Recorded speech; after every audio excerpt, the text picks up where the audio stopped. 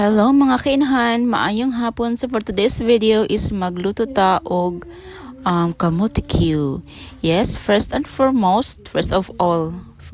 things.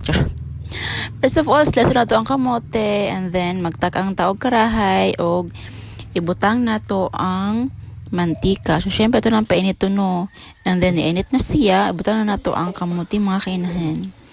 And ayasan niyo butang niyo og sugar mga kainan ha, kay para mas lami ang ato ang kamote pag luto na gyud siya butangan og kanang asukar. Yes, and sure gyud ta mga kainahan nga mo pilit gyud ang ato ang asukar diha sa kamote.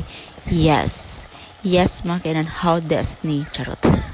Bita mga kainan, ay akong mama ang nagluto, so mas hot jud si Mother Sue ang anang mga luto-luto mga kainahan. So adyo na lain pinakahawd kundi ang ato ra yung mother, di ba? And then after that makinahan gibutangan na nasa ko ang mama og sugar, then charan, o di ba? Pilit pa sa inyo ang gugma mga kainahan, charot. So naluto na ang first batch ni mama sa yahang kamote mga kainahan, and pilit na kayo ang yahang asukar. Yan, daran. Gibutang na dayon sa plato kay para mapatulo ang mantika og siyempre, kaon na dayo, hindi mabugnaw sa paydugayan nato, di ba?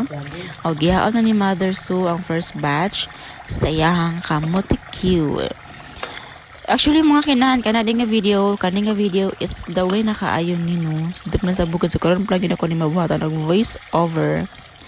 So thank you everyone. Thank you so much guys for supporting and thank you for watching. Salamat sa inyong mga comments sa pag-view. So, tada! Na-transfer sa plato. And then, ready to eat na dayon siya mga kainahan.